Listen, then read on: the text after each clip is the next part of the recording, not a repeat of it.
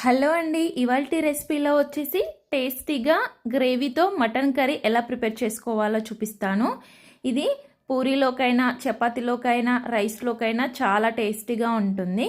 ముందుగా స్టవ్ పై కుక్కర్ పెట్టేసుకొని దాంట్లోకి తగినంత ఆయిల్ వేసుకోవాలి. ఆయిల్ హీట్ అయిన తర్వాత ఇప్పుడు దీంట్లోకి మసాలాలు యాడ్ చేసుకోవాలి. దాల్చిన చెక్క, లవంగ, సాజీరా, యాలకులు, బిర్యానీ ఆకు ఒక 2 వేసుకొని ఇప్పుడు పచ్చిమిర్చి, ఉల్లిపాయ వేసుకొని బాగా మగ్గించుకోవాలి.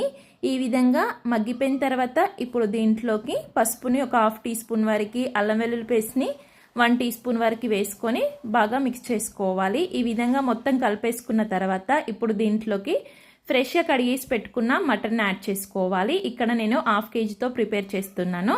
ఇలా మటన్ పీసెస్ మొత్తం కలిపేసుకొని దీనిపై మూత పెట్టేసుకొని ఒక 5 నిమిషాల పాటు దీంట్లో వాటర్ మొత్తం ఈ విధంగా వచ్చేలాగా ఉడికించుకోవాలి. తర్వాత దీంట్లోకి తగినంత కారం యాడ్ చేసుకోవాలి. తర్వాత సాల్ట్ యాడ్ చేసుకోవాలి. తర్వాత ధనియా పౌడర్ కూడా వేసుకోవాలి. ఇలా వేసుకొని మొత్తం మిక్స్ చేసుకోవాలి.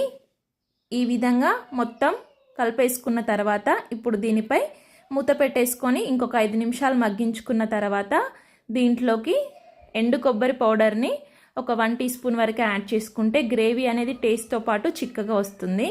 ఇలా కలిపేసుకొని మూత పెట్టేసుకొని ఇంకో 5 నిమిషాల పాటు మగ్గించుకున్న తర్వాత ఈ విధంగా ఆయిల్ మొత్తం పైకి తేలుతుంది.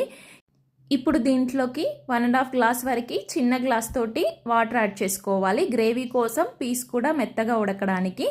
ఇలా వాటర్ వేసుకొని మొత్తం మిక్స్ చేసుకొని కుక్కర్ విజిల్కి పెట్టేసుకోవాలి. ఒక 4 విజిల్స్ మీడియం ఫ్లేమ్లో వచ్చేలాగా చూసుకోవాలి. 4 విజిల్స్ వచ్చిన తర్వాత ఇప్పుడు కుక్కర్ మూత తీస్తే మనకి ఈ విధంగా మటన్ అనేది పర్ఫెక్ట్గా ఉడుకుతుందన్నమాట. చిక్కటి గ్రేవీతో వస్తుంది. ఇప్పుడు మొత్తం మిక్స్ చేసుకొని కొంచెం గరం మసాలా, కొంచెం కొత్తిమీర, అదేవిధంగా పుదీనాను యాడ్ చేసుకోవాలి.